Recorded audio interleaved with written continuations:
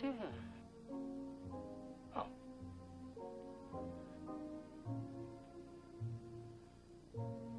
Guernsey, 1932. Very good year.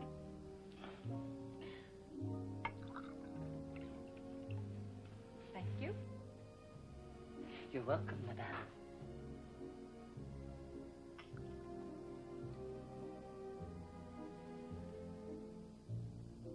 Oh.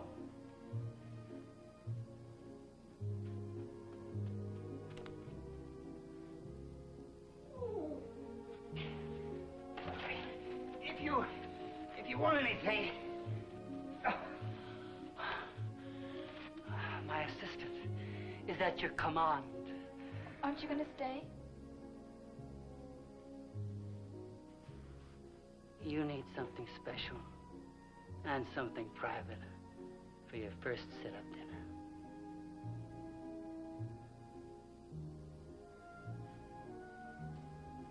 Mr. Jackson. Thanks. Enjoy! A toast to the chef. Long may he wave.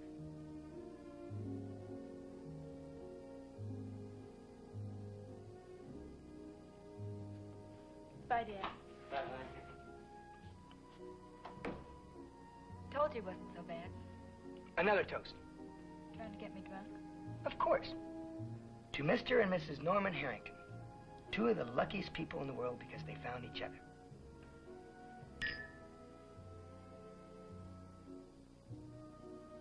You know what we're going to do as soon as you get well enough? What? We're going to take another honeymoon, but this time right, not back to that crummy motel. I sort of liked it. Okay, we'll go back there, but we'll make them paint the place first. And paste stars on all the windows. And build a swimming pool. And a tennis court. We don't know how to play tennis. We'll make them hire an instructor to teach us. You know, it's kind of bright here. I think I'll turn down the sun.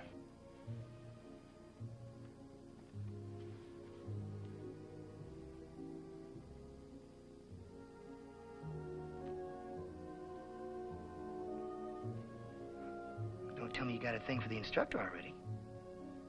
You snuck up on me. Well, I've been sneaking up on you for 2 years. It never bothered you before. I guess I'm a little out of practice. We'll take care of that. Your surprise is getting cold. We need some salt.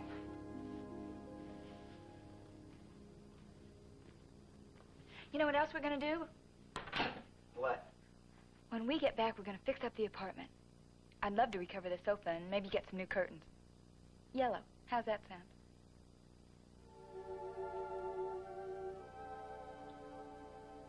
Yeah.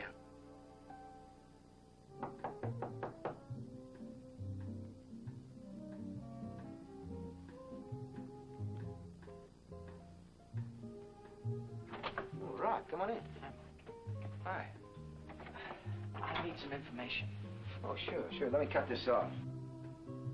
Mike, if a girl has had a baby and you think that you might be the father, is there any way of telling for sure?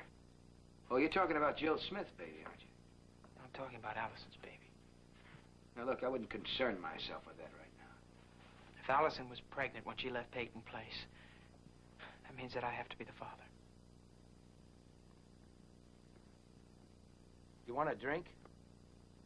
Elliot showed me that telegram he got from the hospital. Yeah, I know. I saw it. Well, they don't give out phony information, do they? No, of course they don't. But sometimes people do. I mean, I think Jill Smith might have lied when she told us that she met Allison. As a matter of fact, I think the only 3 honest words ever come out of her mouth since she's been here was when I met her the first time at the hospital, and she said, "That's my baby." Well, she said that, I believed her. I don't believe her now. I want a blood test. A blood test. This really isn't the kind of a situation where you can apply that kind of evidence. I'll tell you what kind of a situation it is. Any future that I thought I might have is on the line. All right, hold on a second. Joe? Joe, come out here a minute. I want you to meet my brother. He's going to be staying here with me for a while. Joe, say hello to Rod Harrington. He's an old friend of mine. Oh. Joe, tell him what you know about Jill Smith. Smith? Oh, sure. Like what? Oh, come on, Mike. Who needs... Now, wait a minute. Who needs what? Hmm? Wait a minute. Look, he went with Jill when they were together back in New York. Go ahead, tell him. I want you to tell him everything she could have found out about Peyton Place. All the names, places, everything she could have found out while she was still in New York. Oh. Well, you see, Mike and I have this sister that is a great cook. You know, the cheese dishes and the wine sauces and all that jazz. But she doesn't only stuff your mouth. She also stuffs your ears. I mean, like, for every dish you get a good 5,000 words on whatever she figures will impress you the most. She ever come to the house? Sure, she used to come over on those big weekend feeds. And any time a chick comes over, Lisa always figures the most impressive thing to jive about is her handsome, successful, chief of staff bachelor brother. And she's got stories about Dr. Rossi and the town he lives in that go on forever. You see, Rod, the point is, I mean, she could have just come here, that's all. I mean, she's not a stranger to Peyton Place. She's a stranger to me, Mike. What time do you get in your office tomorrow? You still want to go through with this? I mean, even after what my brother said? Yes. All right, about 8 o'clock in the morning. I'll be leaning on your door. Nice to meet you, Joe. Yeah.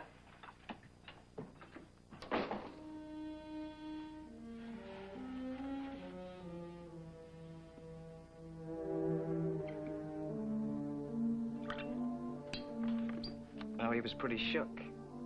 You think he can spare the blood? Why is he in such a sweat about Jill's kid? How much did you listen to in there? Come on, I asked you a question. I heard. So what's so important? Because what he told me, he said in confidence. Okay. I'll keep it confidential. Now, look, listen to me. About this Jill Smith. I mean, I noticed that smirk on your face when I said Jill Smith a while ago. If that's not her real last name, what is it? You have to ask her. It was given to me in confidence. Now, wait a minute. Go easy, Mike. Unless you, are ready for a rematch. You know, I really thought you meant what you said about being in my corner. I mean, you'd think I'd stop carrying my guard so low after taking the count this many times, wouldn't you? Your problem isn't having a guard that's too low. Your problem is punching before the fight starts. Me? Why don't you tell that to Romeo? I mean, he's the one who's in such a big sweat about proving something. He doesn't need you to stick a pin in his finger. All he's got to do is ask Jill some questions. It's her kid. She knows who the father is.